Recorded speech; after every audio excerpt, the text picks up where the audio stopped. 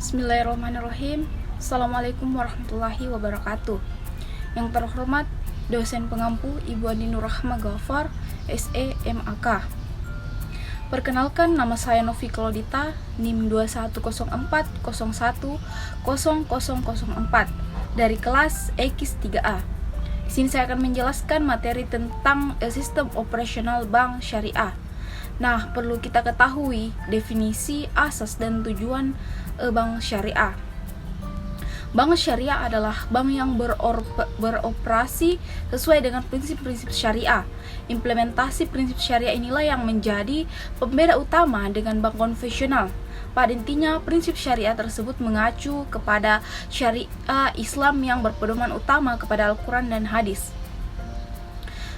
Dalam pasal 1 Undang-Undang Nomor 21 Tahun 2008 disebutkan bahwa bank adalah badan usaha yang menghimpun dana masyarakat dalam bentuk simpanan dan menyalurkannya kepada masyarakat dalam bentuk kredit dan atau bentuk-bentuk lainnya dalam rangka meningkatkan taraf hidup rakyat banyak.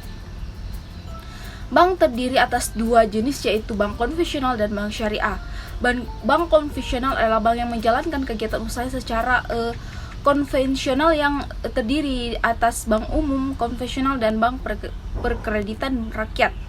Nah, sedangkan bank syariah adalah bank yang menjalankan kegiatan usaha yang berdasarkan prinsip syariah yang terdiri atas bank umum syariah atau disingkat BUS, dan bank pembiayaan rakyat syariah atau disingkat dengan BPRS. Nah, kita lanjut ke B, fungsi bank syariah. Nah, yang pertama ada fungsi manajer investasi, yang dimana berfungsi pada segi penghimpunan dana oleh bank syariah, khususnya dana mudharabah. Dengan fungsi ini, bank syariah bertindak sebagaimana berinvestasi dari pemilik dana atau disebut sohibul mal.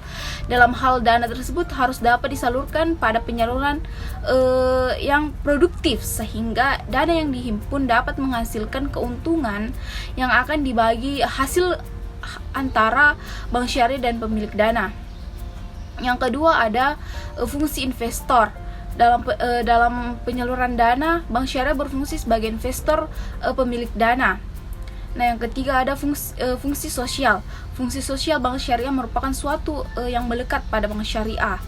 Nah, yang bagian C, sistem operasional bank syariah.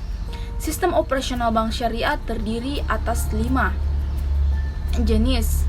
Nah, yang pertama itu ada sistem penghimpunan dana, yang kedua ada sistem penyaluran dana yang dihimpun, dan yang ketiga menerima pendapatan, yang keempat menyalurkan pendapatan, dan yang kelima pelayanan jasa. Nah, kita masuk ke D, prinsip-prinsip dalam penghimpunan dana bank syariah. Penghimpunan dana dengan prinsip wadiah, penghimpunan dana dengan prinsip mudharabah. Kita masuk ke E, prinsip penyaluran dana bank syariah.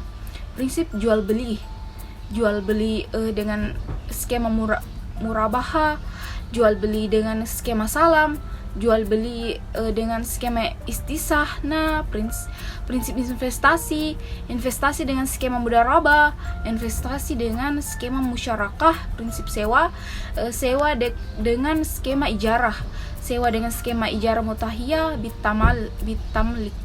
Nah, yang terakhir, yang F ada prinsip-prinsip dalam pelaksanaan fungsi jasa keuangan perbankan.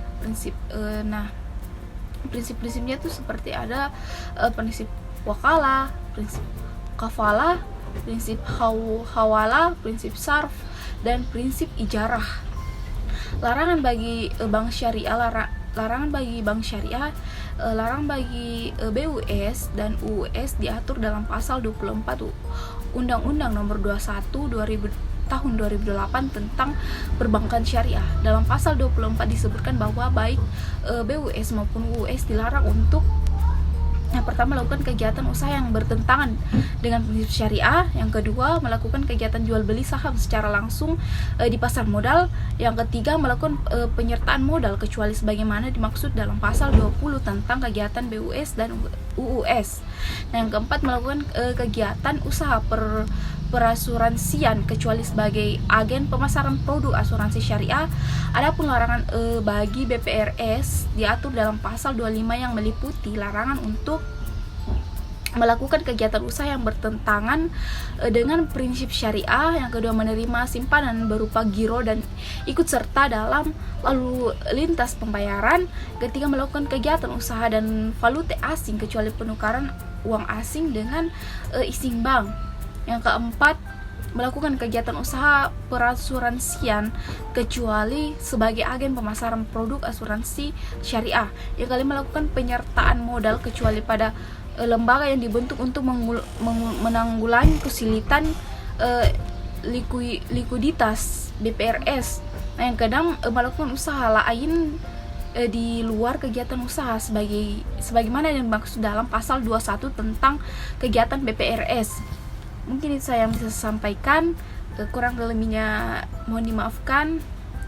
Akhirul kalam, wassalamualaikum warahmatullahi wabarakatuh.